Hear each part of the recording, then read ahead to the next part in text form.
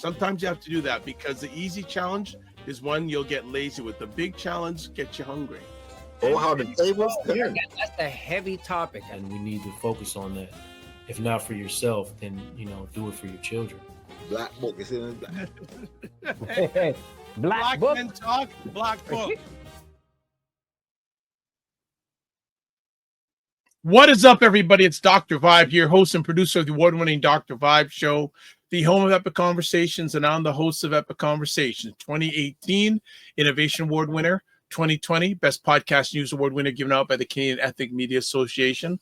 I also co-host and co-produce the only online show in the world for dads, fathers, and male caregivers. It's sponsored by Dove Men Plus Care. And being part of that team, we've reached out directly and indirectly to over 400,000 dads, fathers, and male caregivers around the world. As always, I like to say you're blessed, highly favored, a magnet for miracles, and a solution for someone's problem. And you are watching Black Men Can Talk, a show where Black Canadian men come together to have real, unfiltered conversations about life, culture, and community. And joined with one of our co-hosts, Brother Kofi. What is going on?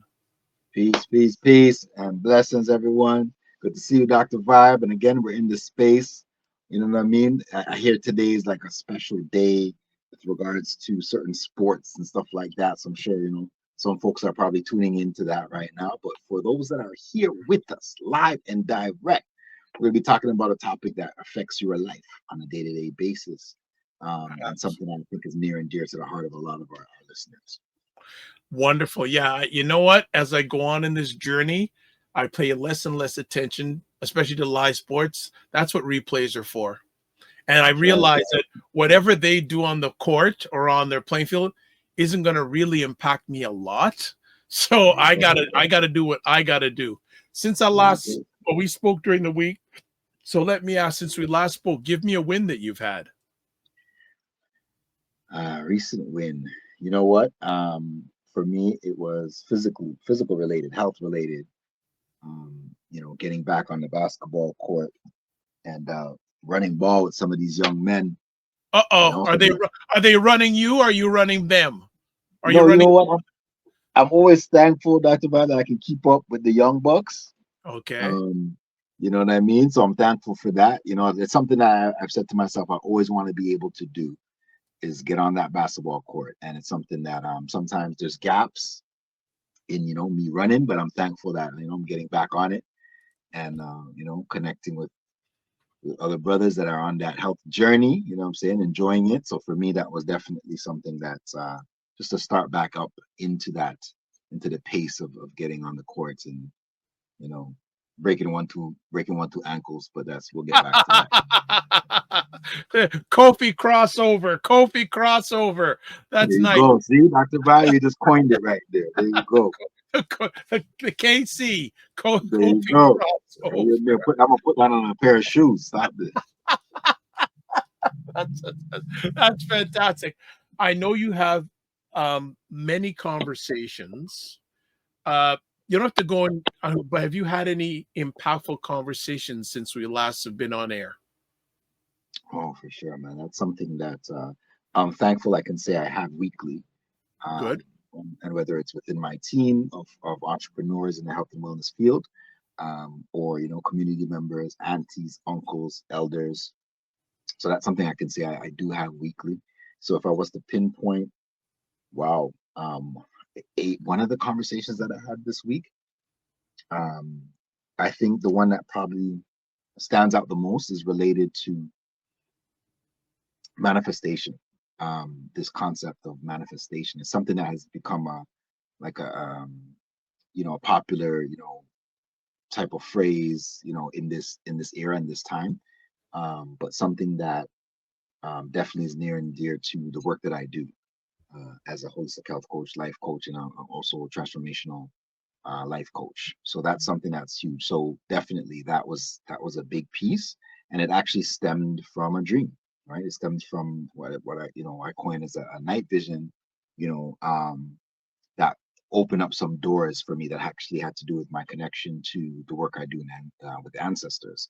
So, but I'll just touch on a couple of things that came right in that conversation.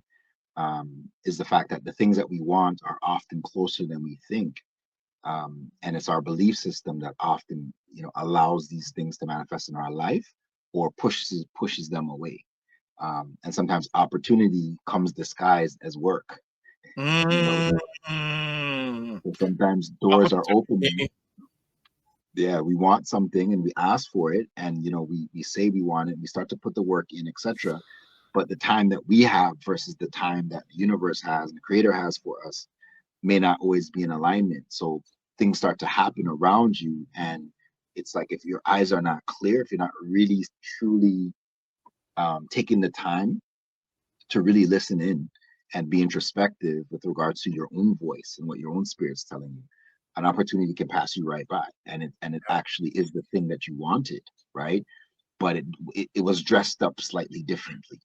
It looked a little different than you thought. So that conversation was rooted in that concept, and it came from, again, a night vision that I had, dream that I had that spoke to the ability to bring things into being. And I had that conversation with someone the next day, and they were echoing the same things back to me in terms of things that they've been seeing, opportunities that they've been seeking in the business realm, and things coming to fruition in front of their eyes, and it really showing them what they're capable of. So nice. I want to say there is a number of people that have already jumped into the conversation. So, hey, especially if you're with us live, put your comments in the chat. Make it happen. And this is going to be a more interesting one because we've got questions, but I'm also asking the viewers. I'm going to be asking questions too. I got a number of questions. So this is going to be very co-creative and interactive. And I have a feeling this is going to be a two-parter. I have a feeling already that this is going to be a two-parter. For that reason, we're going to go right to break because there's a lot of ground that we want to cover and get through. So we'll be back in 30 seconds. Very good morning. It's the best way to start the week with the morning vibe. I think we're looking at social media. Is this real? It's not real, y'all. Like it's really not real, and it's putting a lot of pressure on Black men. And the government is concentrating on giving funding to community organizations instead of businesses. Then you cannot ignore the fact that the American market in almost every single arena is about 100 times larger than the Canadian market. There we go. The morning vibe. Monday and Friday mornings, 9 a.m. Eastern time. We just have good times. And those are just some of the snippets of epic conversations we have on there. All right. Let's get to it. Let's get some housework done. We're going to get down to business right quick. Please subscribe to the Dr. Vibe Show on YouTube. Hit the notification button. Like the Dr. Vibe Show on Facebook, LinkedIn, Instagram, TikTok, Sky, and Substack. To advertise your business, service, or product on any of the platforms that I'm a part of, email me dr.vibe at the drvibeshow.com. Also, join the Black Men Can Talk Discord group. Email me dr.vibe at the drvibeshow.com. Want to say some shout outs. Shaheen is watching on Facebook. Good to have you here, my brother. And then also Black Nerd Talks says salute, brothers. All right, we are getting down to it today. We're not playing. So today on this episode, and if I show the conversation piece, I have a feeling my intuition is going to be at least a two-part conversation. We're going to kick it off. We're going to be talking about the role of care in the life of Black men. I want to start off the conversation, Brother Kofi. What does care mean to you as a Black man?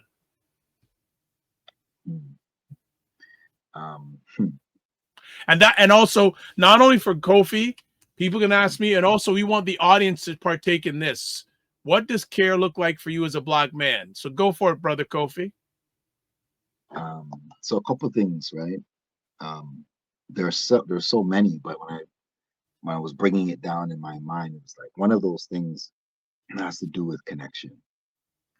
And that's, oftentimes being cared for by others is a direct result of a connection, but also caring for yourself is a direct, result of a connection. And whether that's your spiritual connection, whether that's however you define that, that's one of the things that come to mind.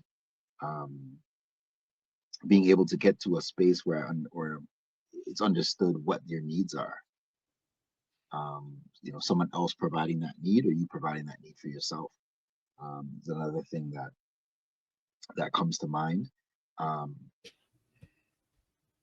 Going in a space where sometimes there's some vulnerability attached to that, you know, there's some uncomfortability attached to it, because you know, often I'm in spaces and I ask people when I'm doing work with groups of adults, and I ask them, when's the last time somebody asked you what you wanted or what you needed, outside from a waitress or a waiter, or you know, somebody like that, a drive through or something. Outside from that, when's the last time somebody just asked you as an adult, like, what do you want? Like, what do you need?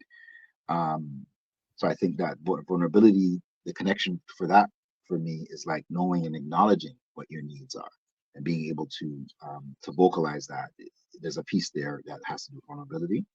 And I think the fourth thing I'd mention when it comes to care is being able to satisfy, you know, a need, whatever that need is, the ability for you to do it or for it to be done externally, right?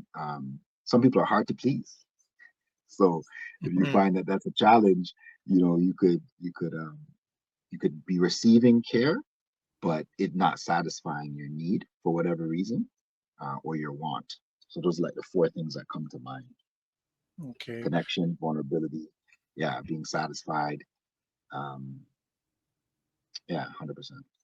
Nice. Shakoi is here, says a sense of protection even in your absence. Whoa, Shakoi coming in strong. Great to have you here. See, and you said last week you thought this was just no, this is family. So we're glad to have you back for another week. Glad to have you back. Absolutely good stuff. Let me ask you also, and you can ask me back, but I'm just taking it where I go now. Have your definitions or experiences of care changed over time? In some ways, yeah. In some ways, definitely, I would say so. Right. I think that at another stage in life, I don't think I would have acknowledged that vulnerability piece the same, the need for that, tapping into uncomfortableness, right? It's something that more came as, you know, coming into adulthood.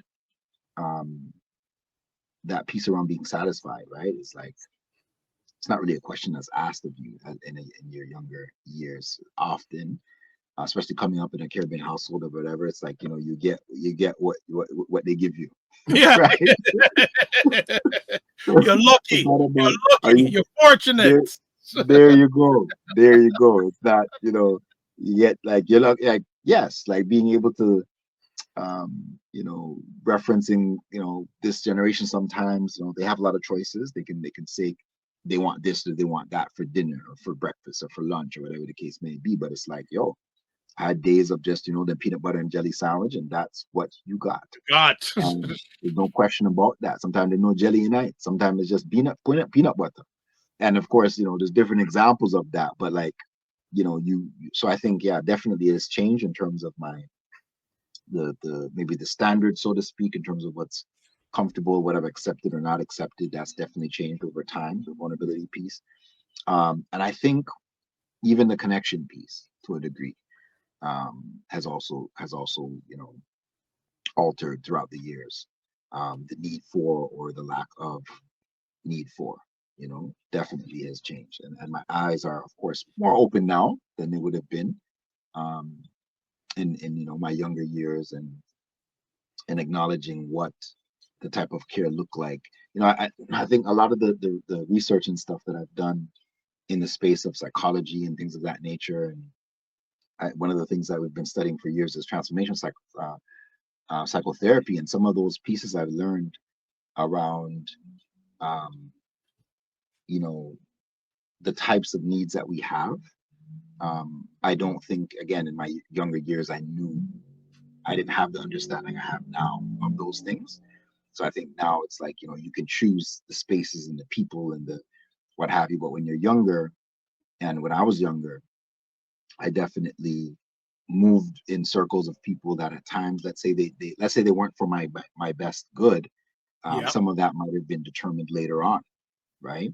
than now. And I hear, like, young people, some of the things that are discussed today are, people are, this thing about ghosting people and all this kind of stuff, right? Like, as light as we may think it is, sometimes people are ghosting people in their life that they actually might need. Like, they might actually need that person. They met that person for a reason, and sometimes it has to do with their development and where they're going in life.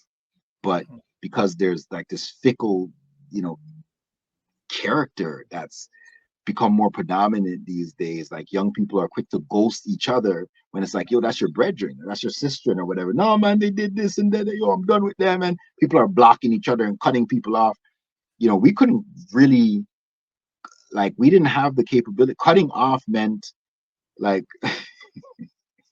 cutting off was like, okay, I'm not going to answer the door if you come knock on my door. Like, cutting off wasn't really, we didn't block. We couldn't block you on the cell phone. We couldn't, like, so whatever it was, it's like, the cutting off and stuff like that, those things were a little bit different. But now it's like, once you're off social media, or once you're off, like, the cell phone connection is gone, that person can literally almost disappear from your life. And I think those are some of the things that are happening these days. So connection is being challenged, right? The ability for people to connect and build healthy relationships sometimes being challenged by the fickle nature of how we're developing relationships, and the fact that we're not clear about our needs, we're not clear about what it is we want, or we haven't vocalized those things to the people in our lives because of that lack of wanting to be vulnerable. You know what I mean? So I think delving into those spaces would really benefit people to start developing more real relationships, relationships that are rooted in, what each other both needs, and actually talking about those things. This whole love languages conversation has been, in the field of awareness for people these days. Gary Chapman's work with the love languages, and it's like, there's even a love languages for children, like for parents and stuff. So it's like being able to develop in these areas, right? On a deeper level, to understand what one's needs are. Those are 5 areas that, just on a basic level, you can also look into and say, what do I need from the relationships around me? And are these things important? And if so, what would it look like to be able to both receive and be able to give that, right? Even in your current relationships, not even new ones. Like, what does it look like now in the relationships that we have? That's such a critical question, asking someone, what does it look like? To get them to visualize what it looks like is so powerful, such a powerful question. Get back to our comments. And Black Nerd Talks and Shakoi are driving the ship. Black Nerd Talk says, love and protection. Shakoi says, thank you, Kings. Thank you for the space. It's our space. It's not just, it's our space. Black Nerd Talk says, what's changed for me is protection and what it looks like. Love to get, if you can expand on that. What does that mean? What does that look like? What does protection look like? What did it look like in the past, and what does it look like now? If you're open to share, Black Nerd, or if you want, I can actually email you. Can come on if you want to chat about it. Black Nerd Talk, hop in the room, brother. Black Nerd Talk says, Shakoi, ever glad to see you're well. We know each other, but you won't remember me. LOL. And she goes, hey, and she wanted to say, I'm honored. She corrects herself. Hey, I'm honored. And Shakoi says, people scared to have hard conversations. Yeah, and I think that loops into what we're saying about, can you care enough for yourself to be ready for those conversations, Let me ask, Kofi, who taught you about care when you were growing up?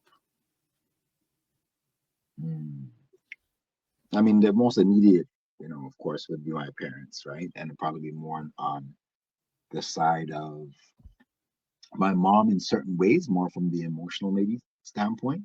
But my dad was a very loving and is a very loving person as well. He's actually had proven to be more vocal about it because of how he grew up versus my mom and how she grew up. But I think interesting, we're talking about, again, like touching on love languages. I think the communication of the love languages that spoke to me as a child, my mom more spoke to that, right? My mom more provided that. I received that more from her, right? Physical touch at those younger ages. So being able to just have that person to embrace, to hug, to feel that warmth from a mother, I think that's where the first experiences more stemmed from. Yeah, that's what I would say. Mom Dukes. I definitely say Mom Dukes was a big part of that. Interesting though, what I learned as I grew older and understanding, like doing school assignments about different things, I learned that the type of child, a baby that I was, and that my dad actually, he would rarely put me down. And when because when he'd always have me in his arms or whatever, this is what I was told. And I said that I would cry and stuff like that. When he would see me cry, he would immediately pick me up. So I guess I became spoiled as a baby. We're getting into we're finding out some deep stuff about you now. The secret sauce is coming out. Spoiled pick me. Spoiled pick me. Okay. It's interesting, because these things, they translate at different parts of your life, right? But I think for me, like knowing that information later on is like, okay, cool. So I see why I maybe even have this, connection, to my dad, right? In this particular way that I'll check for my dad almost every couple of days where we talk or whatever the case may be. But it wasn't always like that. There was gaps of time. The relationship broke down. But I think that was a big part of even the way that perhaps I parented or parent was very much similar to that side of my family, my dad's side, the Morris family. They're very loving people, and that came from my grandfather, my grandmother. So a lot of these things, again, like I look at it like sometimes, you inherit these ways of being, literally through your ancestry. You know what I'm saying? Some of the ways that you show up now in your life and your character and stuff like that are so much rooted in what's in your blood and where you come from. But yeah, definitely to answer your question, I think, both parents, but on one hand, I think the earlier years, it was my dad without me knowing, and then later on it was my mom when I did know, when I was privy to that. Nice. That's good. That's good. I'm loving that. So Black Nerd Talk says, I can jump in a bit. I've sent you a link, so hopefully you can jump in. And look, Dr. Tachi's in the house. What's up, Dr. Tachi? Says, good evening, all. If you don't know who Dr. Tachi is, I'll tell you right now. She is the power force behind a wonderful YouTube site called Indie Soup Media. It's about 20 to 25 independent content creators. Dr. Tachi is based in Florida. And within 14 months, 27,800 YouTube subscribers. Beautiful, amazing work, Dr. Tachi. Thank you for joining us. Yes, and Dr. Tachi and I have known each other usually for about 7-8 years. I'm a member of the advisory board for Indie Soup Media. Plus, almost all the content I do here is put on there in an edited form. So good to have you here. And Black Nerd Talks, when I see someone doing this much sharing, they need to come on screen, but we'll let you do what you want to. She goes, but I would say initially protection belonged exclusively to children. But I realized the men I have a deep connection with looked out for me, care about me, and provide me guidance. Also, and in many ways, protection from danger that would target me specifically as a large Black man working in the community. And then we have, and he said, I never thought prior to those experiences that large Black men and boys would require protection, but we do. Just if you're a 16-year-old, 6'4" and 200 pounds doesn't mean you're not a child. Ooh, that's good. That's real. That's strong. That is strong. That is strong. This is what my intuition was saying we would see coming out in the conversation today. And I know we have a video link, Dr. Vibe, you're gonna play. Oh yes, I gotta thank you for reminding me about that. I've got, okay, yes. I've got to pull that up. So thanks for reminding me. Okay, we'll get to it. So, and you shone upon it a little bit a few moments ago, but I want to go a little bit more. How do Black families and communities traditionally show care? You know what comes to mind? Like the first thing, to be honest with you, is tough love. And I'm not saying it's the only way, but it's one of the ways. I think for some of our ancestors, some of our immediate, our grandparents and stuff like that, that for me, again, coming from like from abroad, moving to the Americas and stuff like that, moving to Canada.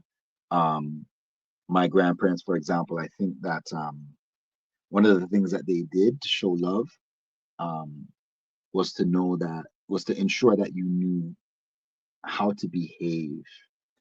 So like discipline is a way that they showed love. So though that their way of showing that they loved you was to pull you up, it was so that later on in your life, you wouldn't be in situations where people looked like you didn't have no character about you, didn't have no brought up, see as they call it, you didn't have no way of being that was respected. So they ensured that we knew that at a young age. So pulling you up for ways that you spoke. If you can't walk by and not say good morning, good afternoon, good evening, etc. All of these things were ingrained in us.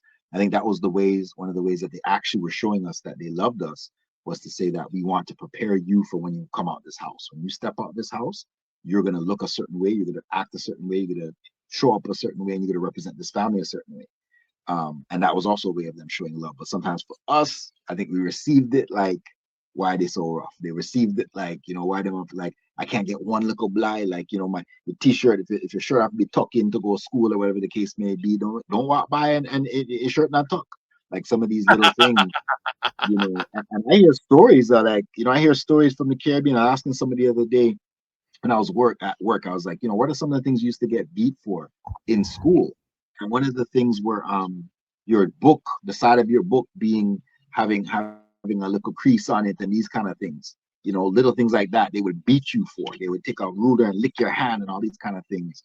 So it's like, we would say that, that's rough. Like, how could they beat, how could they treat a child like that or whatever? But in some ways, in their mind, this was protection. This was love, that you ensure that the young people know how to behave when they're out in the world. And this is preparation for you for your life. So love can look so many different ways, but that's one of the ways that I think it shows up in our families, in our community. And another way is literally just opening up doors, for us in various ways. Sometimes it was knowing that there are certain needs that a child had, and they might send you to live with a particular family member, whatever the case may be, to make sure that some of those needs were taken care of. They thought they couldn't for whatever reason. That's another way that they showed love. Food. I think food is a big way in our community, in our family, that love is shown. Your family member cooked a nice plate of that food that you like, to ensure that you feel like, someone took the time to create that, and to make sure, the soup had dumpling in it. People that say that the soup have to have I don't know. People feel a way if I don't put dumpling in soup. So they're like, the soup have to have dumpling and all these kind of things. So, the little way that they slice your bread. And Sister Nicole have this ongoing this joke about how people slice bread. Their bread. I've seen something like that on Instagram. Oh my gosh, we're crazy people at times. It's debating on how to slice bread. Oh my God. Simple things, putting that little piece of, whatever it is that fry, we call it fried bake or fried dumpling in your lunch bag or whatever the case may be. It might seem small and simple, but little candy that grandmother would give you, little mint to give you or something, little sweetie for your pocket, or a little pocket money. The older folks might put a little money in your pocket and say, don't open this, don't look in your pocket till you get home or something. Those are the little ways that they showed love. All right. The reason this conversation topic came up is Kofi had shared a video during the week with our group on WhatsApp. So I'm going to show the video right now, and we'll come back after it's shown. So let's go and let's play it now. Here we go. You were way too handsome not to be smiling here.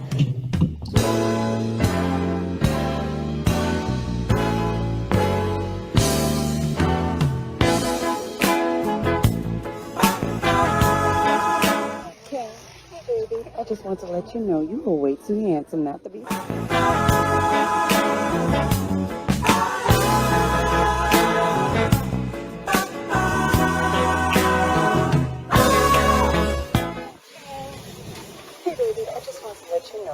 way too handsome not to be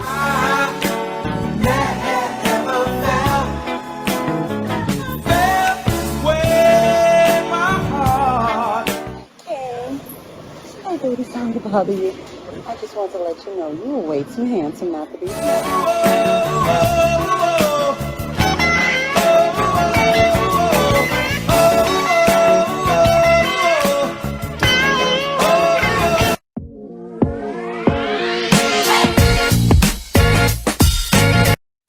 All right. So, Kofi, when you first saw that video, what was your first response? You're on mute, brother. Sorry, to clarify, there was a little bit of muffle in what she said. So I want to make sure everybody heard what she said. So it was a sister that was in different, like a grocery store kind of scenario and setting. She posted this thing. I think this is Black Men Can Heal, No, affirmations for Black men. affirmations for Black men on Instagram. Nicole Glass. Okay, yeah, they reposted the video. So there's a sister in a grocery store saying, stopping Black men and saying, you're way too handsome not to be smiling. So that's what she's saying to them. Yeah. So when I first saw this, go ahead. What? Okay, I'm gonna bring Black Nerd Can Talk in, but continue on. Sure. Go ahead. Sure. Welcome, brother. So honestly, like my first response to this, sometimes when I see videos like this, I think like my first response is slightly like my personal response, but sometimes I feel like I'm responding on behalf of brothers. Like I have this feeling like, how do my brothers feel about watching this video? So my thing was the first brother with the locks, it's almost, he put his hands on his face. And my first thought was like, he was so moved by what she said of him being seen. My piece was just, I think, the fact that he was being seen by a sister, and then she complimented him on top of that. You know, to me, that was like, it was touching, but it was also like there was something deeper to it in my mind in terms of like why it affected him that way. Why did it hit him that way that he had to put his hands on his face, right? You know, it's almost like a knee-jerk response to, you know, not only like nervousness or you know, that's the word I'm looking for. But it's tying back to, again, just him being seen in that random place by somebody and them giving him a compliment. I feel like it touched something inside him, and that's why he responded that way. So that's how I took it. All right. Well, Black Nerds Can Talk is in the house. Good to see you, brother. How you doing? What's cracking? You're on mute. We can't hear you. There now we we can. Can you hear me now? 100%. Okay, forgot to turn on the mic. Sorry. Okay. I'm good. How are you guys? Blessed, bro. Welcome to the spot. Blessed and highly favored. Yeah, I was saying you were doing so much in the chat. Let's just bring you on, man. Like you're so rich. Let me ask. When you saw the video, I saw a bit of it. A bit of it. The mic and stuff, but I saw like she was complimenting brothers in like grocery stores or something. Yeah, and Walmarts and things like that. I can go so many different ways. Let me start with this. You've said a lot in the chat already, but I'd love you to verbalize it. What does care look like for you as a Black man? Yeah, so initially I said my main thing would go to protection, but you know, having some conversation with Troy from ISI, and shouts to him for being on CP24 this week. He brought up a good point how none of us, he asked all of us like what we thought what care is, and none of us said love. So I actually like to associate love as well. And then, like I said, protection, those two, you know, I always thought like protection was only really for like, you know, small children, right? Only they need protection. But, you know, as I've gotten older and I think back to the men who really looked out for me, they were protecting me for things that I didn't necessarily see coming due to like, you know, my age and lack of experience, right? There's only so much things you can see, but you know, there's someone that's older that, you know, be like, hey, and that's the thing that they did. They say, hey, I think you should kind of turn a little bit this way, because going this way, something bad is going to happen. I've seen this play out. And I'm like, oh, like, I didn't know, like, and then, you know, I'll make that adjustment and, you know, I'll get like the outcome I'm looking for. Like, I think you should, you know, I know you're kind of tired right now at this event, but I think you should go talk to that older gentleman over there. Based off the things that you do, you should have that conversation with him. And then lo and behold, he's like, oh wow, I'm so glad, you know, we're having this conversation. So it's expanded into even the young men and boys I support, right? I do my best to provide that protection, because oftentimes, you know, the conversation kind of goes into, without it being verbalized, is that, you know, he's, and this is actually experience, you know, he's 19, 210 pounds of muscle, and he's 6'1". He's a target. Sorry? He's a target. Exactly. But we don't see that. They think like he's the prime, like nothing to get. He's the apex, you know, alpha. There you go, right? But it's like, no, he's very much a target. He's 19. He's still a teen. Yes, he's a legal adult, but he's still a teen. He doesn't know how to navigate the world. And on top of that, there's greater consequences for him not knowing how to navigate, you know, social cues and situations, because he's 6'4", 19, dark skin, dreadlocks, and 210 pounds of pure muscle. So, like one of them, like this specific example I've talked about on my channel. He turned a girl down at a community event, and she was very upset that, you know, he turned her down. And so she gave him a hard time the whole day. And he said, oh, you know what? Maybe I should leave this community event because she's really upset with me for turning her romantic interest down. And I said, no. If the roles were reversed, if the genders were swapped, no one would tell her to leave. So no, you stay. And as I'm your worker, I'm your youth worker. If a situation comes up, you come to me and you let me know, and I'll handle it. Well, that's showing care. That's showing care. Yeah. That's showing care. And in a situation like that, one of the first things I say to a guy is that no is a complete sentence. Yeah. No one is a complete sentence. No. The No word is no is a complete sentence. Oh, yeah. It's a complete sentence. Yeah. We're talking. Yeah, I love what you said. I want before I go ahead. move, Dr. Bar, you know, I want to touch upon that. Like, there's a couple different things there, right? And for those that don't have, you know, direct interactions, if you don't have a son or a nephew or something that kind of fits the description that, you know, Black Nerd Talks just gave, right? This is probably not something that hits home so much for people, but this is a reality for young Black men. Their stature, just simply their height, you know, and whatever stereotype on one hand, or again, danger on another hand, you know, like young guys, 13, 14, 15, that are 6 foot tall or approaching 6 foot. There are realities that they're dealing with on a day-to-day basis that are not discussed. They're not talked about. There's no space for that, right? And at the end of the day, by the time the day is done, the amount of things that they might have experienced outside from that in their day are probably not reasoned and discussed. So when it talks about care, we're talking about even how you care for yourself, being able to have a space that you can unpack some of the stuff that has happened in your day, and being able to have a safe space, somebody you can talk with those things to, or even vent those things to, that will get it. Because it's like, let's be honest, it's unlikely that, you know, he may have that conversation with a friend of his or whatever the case may be, so that it can be, you know, at least reflected back to him that, yo, that was messed up or whatever. Especially when it comes to females, because you're supposed to be a particular way, right? So you're supposed to show up a certain way. So like you said, it's alpha. If it's alpha and that's how you're looked upon, sometimes they want to cater to that stereotype because of their experience. So I think it ties right back to, again, how you care for yourself and be able to have that ability to communicate how you feel and what you're experiencing, and how we created that groundwork for young Black men to be able to have those experiences, to be able to even prioritize those things, right? In a lot of cases, no. And I think one of the other things that I got from what you're talking about, I was thinking about how we check for each other and care for each other as brothers. And I was thinking of like this whole winning and losing situation, like, meaning that what you just described was like, if you're going to walk out of the event without connecting to somebody, then you've lost. There's something you lost from that you could have gained. And in some cases as men, like, we sometimes look at things through that lens of winning or losing, right?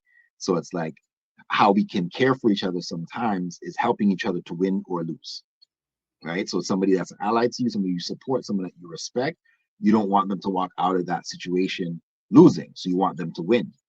So we'll do certain things to ensure to support that. And likewise, if it's somebody we don't like or we don't vibe with or whatever, we're trying to find ways for them to lose, right? And you see this in hip hop, right? You see this in the rap culture and stuff like that, the battling and all that kind of stuff. It's about who's on top, who can be the best. So, you know, we're going to make you lose, however. So we're going to call out your mom. We're going to call out things that are going to make you vulnerable.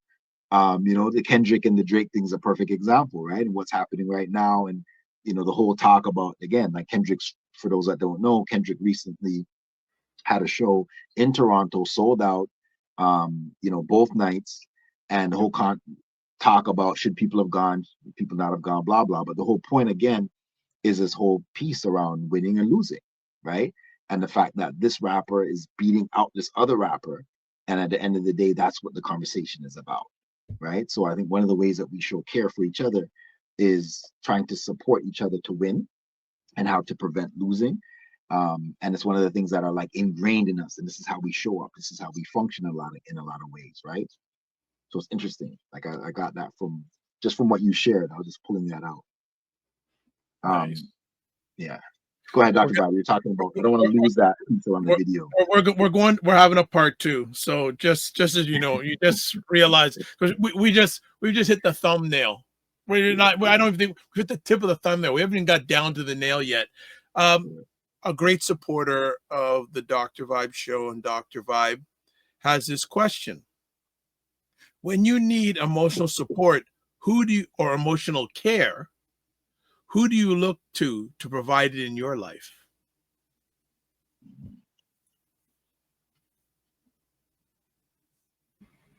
Well, I'd want to know what they mean by emotional care. Or they said emotional support. I put in care, but then when you need emotional support / care, who do you look to provide it in your life? I'll jump in. I'll just say I have a lot of my friends from high school, where, you know, and friends I've met here since moving to Toronto, where, you know, we can have conversation about, you know, our struggles of what we're dealing with, of different nationalities. You know, we'll just have some really important conversations. Definitely have some of those conversations with my wife as well. So I'll say I lean on those supports, and I do my best to maintain those relationships. A lot of us, I think, like, media convinces us that, you know, relationships just maintain themselves, but you have to put in effort. So I put in that effort for those relationships, and, you know, I have those relationships to lean on when I have those challenges. And then I got thrown in therapy too if I'm seeing my therapist. Proud of you, man. That's Thank good. you. That's good. Huge. I love how you dropped that. I love how you dropped that piece. I was gonna say, yeah, there's an internal and external. In my view, the internal are loved ones, intimate partnerships, you know, parents, you know, siblings, and then the external are like the therapists, the counselors, the people, some of my elders who I might connect with, you know, depending on what the thing is and what it's related to. And so sometimes when it's communal related, when it's community related to some degree, it's more of an external, you know, an elder I might connect with, somebody who's been there and done that, experienced it. But when it's internal, more personal, yeah, definitely the folks in my inner circle. And I want to touch upon that to say this, right? Like some people I've come across, like clients of mine, people who I've connected with throughout the years, people I connect in community, and young people. Some people don't have a healthy inner circle. And that's rough. Like I for me, it's like, you know, I don't know what would my functioning be on a day-to-day basis if I didn't have those outlets. So I think sometimes that's actually a trigger word for some people, right? It's like the safety that comes from having a healthy inner circle. And it don't have to be a whole heap of people. It could be 3 people, 2 people, whatever. But having that person or those people that you can reason with, connect with, that have some wisdom, that have something that they could share, that will actually listen, right? Some people don't have people in their life that will listen without talking. There's a thing that, you know, you share something and somebody wants to one up you, your experience, or talk about their own experience. You know, yeah, man, last week the same thing happened to me. And before you know it, they're sharing their stuff and you were trying to get something out that you were dealing with. So I think that when it comes to those kind of things, like sometimes you need to seek professional support. You need to, it's helpful to connect with, you know, a therapist, a counselor, you know, again, like I said, even elders in our community who you can reach out to, a loved one that you can who respects you, whom you respect. But it does take that uncomfortability of opening that door. And I think that's sometimes what people don't want to do, right? If you're not used to doing that, you didn't grow up doing that. So how do you expand and how do you create that healthy inner circle without being vulnerable and uncomfortable? It's part of it. It's interesting, just piggybacking on that, the gentleman I know down in the States, and what about 2 years ago, we started chatting via digital, and he said to me, you know what, Dr. Vibe, I'm forming a board of directors. I go, what do you mean by that? And he goes, well, I've asked you and a few other men, we meet virtually once a month, and I share what I'm doing, and I ask for your feedback. That was a very unique idea, having a board of directors. And we met we met for about a year and a half every month, and it was really great and strong conversation, supporting each other, and you know, a man being open up to say his highs and his lows and just asking for feedback, suggestions on what he shared. Thought that was beautiful. Kofi, I want to piggyback on both of you have talked about it. I want to ask this conversation piece. What roles do elders and younger generations play in giving and receiving care?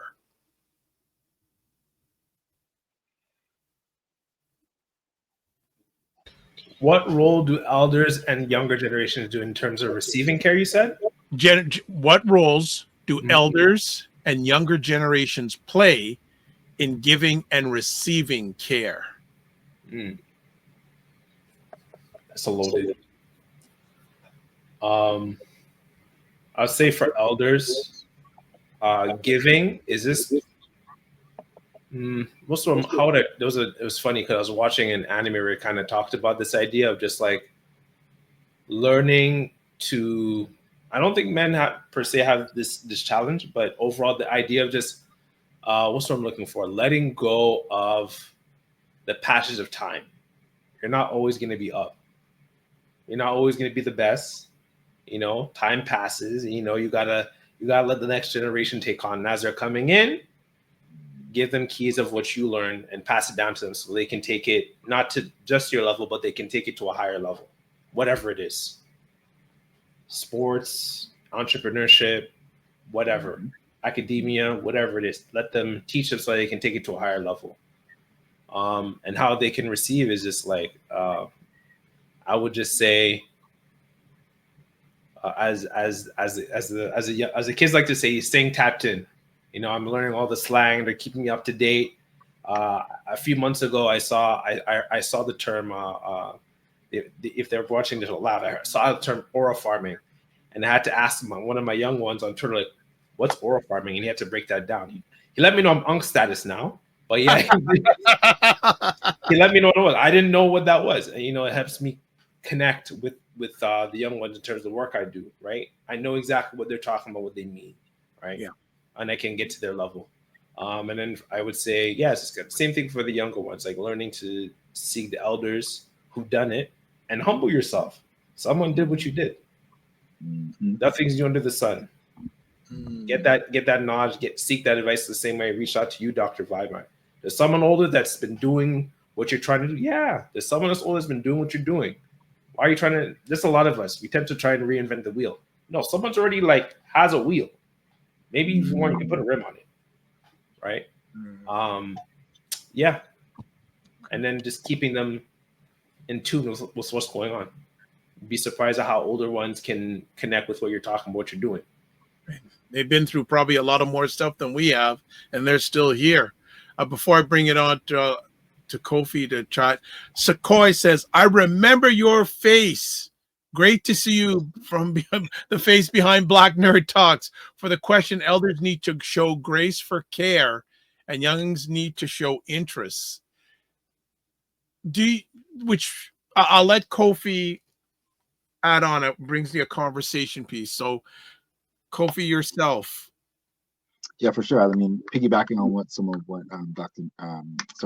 Latner's talked about, right? Like this piece around the passing on of knowledge, right? Passing on of experiences, in so many different realms, whether it's like connection with post-secondary and the process that others have gone through to kind of help you to navigate, opening up doors and opportunities for just reaching out to people, for things that you might want to pursue in business. Huge role in terms of that, and how that's done from an elder standpoint, not an older standpoint, but from an elder standpoint, it's done in a very particular way. What I found is that warm contact, that warm transfer of information and content. It's like an elder will personally connect you with somebody somehow and vouch for you, when they're making a recommendation or whatever the case may be. And that's how that care is passed on, because they're using their reputation with that person to acknowledge and honor you and saying, yo, like, this is my people. I vouch for this person. That's definitely a way of showing care. And even from a younger standpoint, I love what you said about like learning from young people. Technology is one of those things I think oftentimes that's done. So for a young person to take the time to show you something about their technology, and I don't just mean a cell phone, an iPhone, an iPad, but their technology is their language, as you just mentioned. Their technologies, even the way that they connect with one another, and even the way that, again, like a warm transfer can happen from one person to another. A lot of youth organizations and initiatives, one of the challenges that they face is genuine connection with young people. And one of the ways that's done is having youth ambassadors to go into communities to say, hey, this is what's going on. You should check this out. So it's like, we forget sometimes that we need the young people, and and they need us. It's a reciprocal relationship, right? So for the next era, for the next generation to be able to thrive, it's rooted in how our relationship is, intergenerationally, and that has to do with that actual feeling of care, feeling of comfort with somebody, older or younger, to create a dialogue if you don't know somebody. And then that could lead to, again, opportunities on both angles, right? But one of the ways definitely what I've experienced, what I've seen, is that opening of that door from either end, and then being able to create a space for some kind of, open, warm connection between somebody else, and then that can become whatever it becomes. But it starts with that initial connection. I have a feeling we're going to probably come up on time with this last conversation, but there will be a part 2, family, next week on this. Then both of you talked about it. Do you feel there's for lack of a better word, care gap between the Black youth and the Black elders? What do you mean by care gap? What does that look like? Well, you had mentioned a few moments ago that the elders need to pass on things, and this is my thought, if there was solid care, that wouldn't be a concern. I'm just putting that out there. One of the things I do hear a lot is that some of the elders aren't willing to let go and pass on. I would think in my mindset that if there was care, that wouldn't be a challenge. I'm not saying, I'm just saying. No, for sure. I think I would say the care gap is a knowledge gap. Oh, okay. I think that a lot of older men around my age and older don't realize, even some who are younger who can give to the younger ones, don't realize how much they have to how much knowledge they can contribute to their life experience, and knowledge could contribute to the well-being of a younger person. Okay. So often we feel that, and this tends to be a lower C, quote unquote, challenge with regards to men who give back, because they don't realize, like, the fact that you're 25 and you're here, you have a wealth of knowledge. Just the fact that you made it here, that's already a lot of knowledge that you can pass on to somebody. You don't have to have a, late 6-figure, 7-figure business and have 8 mansions and this and that to contribute to someone. Just being able to guide someone on, you know, their heck, even the challenges they have with their girlfriend, or, you know, when their mom is, why didn't you? It's like, you know, I remember having conversations with one of the young ones, you know, like my mom passed away 2 years ago on New Year's. And I was just he was frustrated with his mom. Like, bro, it was the Friday of Father's Day. I said, okay, like, what do you plan to do for Father's Day? He said, I didn't really think about it. I'm like, what do you plan to do for What do you do for Mother's Day? Oh, I didn't really do anything. I'm like, you only have these parents. He's Nigerian. You only have these two parents for so long. And I told him, like, my last conversation with my mom, we got into an argument. She gets heated about some things. And I told her, I love you. That was my last conversation with her. You're only going to have your parents for so long. Just having that conversation gave him that insight of just, it's not like I'm having 8 managers. No, just having a conversation like, value your parents. That's a lot. That's so much you can give to a young brother. Good. That's good. Brother Kofi. Whew. The gap. So I'm on both ends of this. I'm on one end where I've been able to be exposed to rites of passage in this city, and I've seen over 300 young people go through this process of traditional rites of passage based upon the Akan tradition, and I've seen these young people connecting with elders in a very healthy way. So what I see is that when there's a space created for it, and adults are being conscious about creating that safe space for young people, it could be amazing. It can reduce that gap because we genuinely actually want to connect. We innately actually want to connect on both ends. But based upon past experiences or no experiences, we don't approach that. So I think that's one that's from my own experience in a positive way. On the other side, the challenge ties right back to, I think, the communication piece, the gap of not knowing how to connect, and the fact that there's judgment on both ends. So the care gap, I think, is related to those things. Meaning, I give an example, you know, you're on a bus, you're in a public transportation train, whatever the case, and there's younger people on that train or that bus. And they're doing and being what young people do and be, right? They're probably being free with their speech. They're talking how they want to talk. They're being how they want to be. They're amongst their peers. And your older mind says, why should they be talking this loud? How come them a curse up the place? It's 4 o'clock in the afternoon, whatever the things are, you know? So there's that judgment. But you know, you might have been there before. You might have been that same young person, or at least your peers were that young person. And if an older person said something to you, you probably would have defended your friend or defended your freedom of speech to talk how you want to talk and be how you want to be. And then vice versa, I think. Young people sometimes are in those spaces and they just want to be themselves, one, but two, they don't have a lot of public spaces that they can just be themselves and nobody can tell them nothing. You can't do that at the library. You may not be able to do that in all parts of school. A lot of the spaces that they're in, the institutions, the community centers, they're kicked out. They don't have that space. So on a bus or a train, it's that short period of time that maybe somebody can't tell you nothing. So, and you're gonna exercise that freedom. So anybody who says something is like, you know, I'm older people, man, they don't know, you know what I mean? So there's judgment on both ends.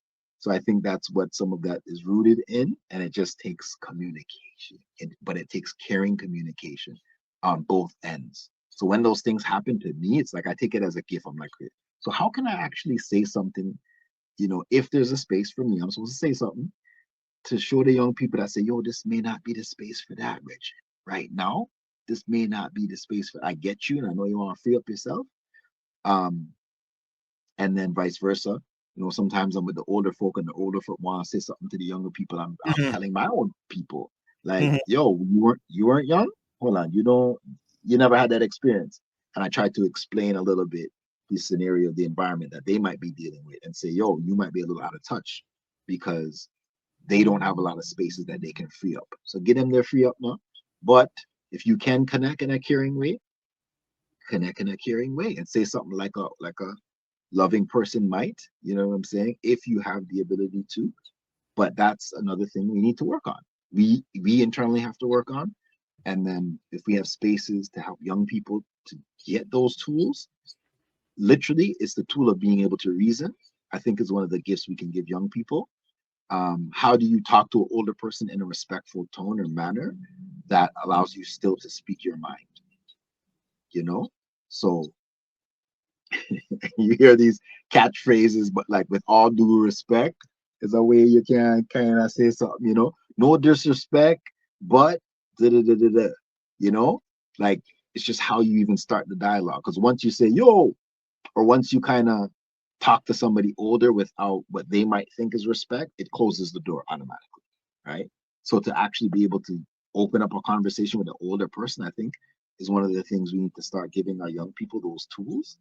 And that starts at home. Let's be honest. A lot of that starts at home.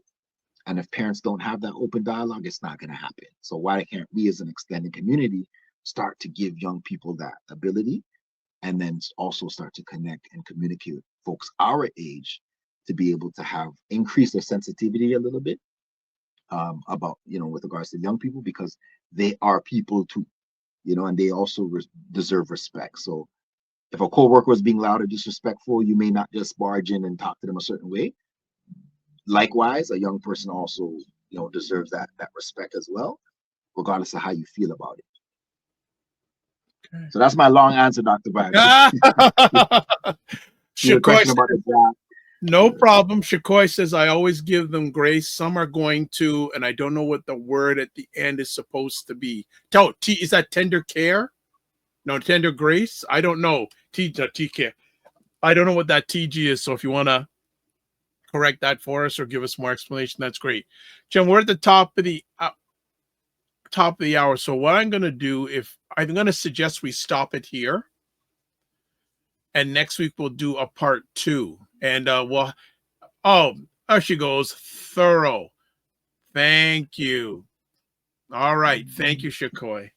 And we'll invite our friend here from the get-go, right from the beginning.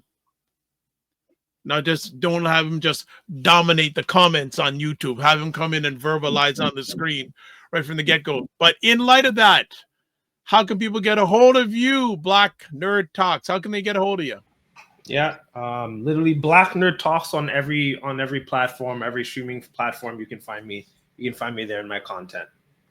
Excellent, excellent. Well, before we sign it off, as always, if you want to get a hold of Kofi Sadat is at email nazojam@gmail.com, Instagram Maroon. I always love that take. Maroon. I like that.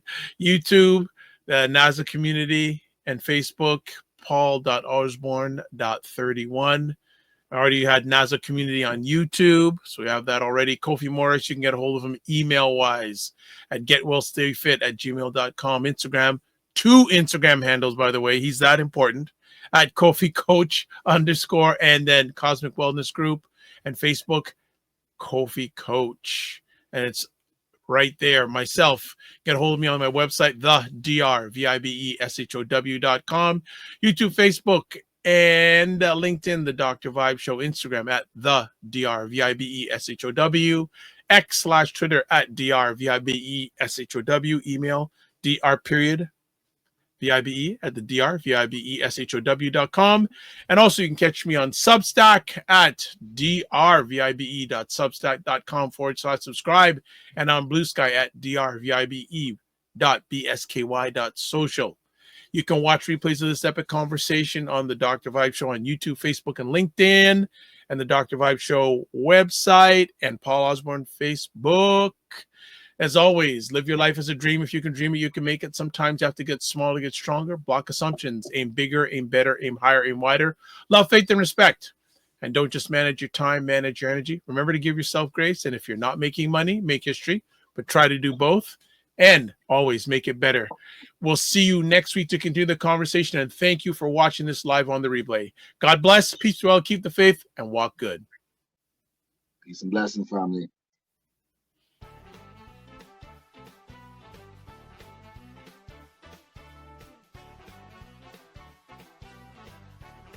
Time that our parents, they're like, I have nothing to teach you. I don't know nothing.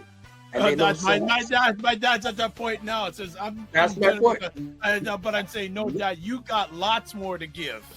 You know how cold it is when these two brothers in their yard. You know that. You know that. You don't know that, bro. You know No that. joke. I know we all have these things, but you know what? My go-to is this thing. Wow. Black book. It's in his back. Black book. Men Talk, Black Book.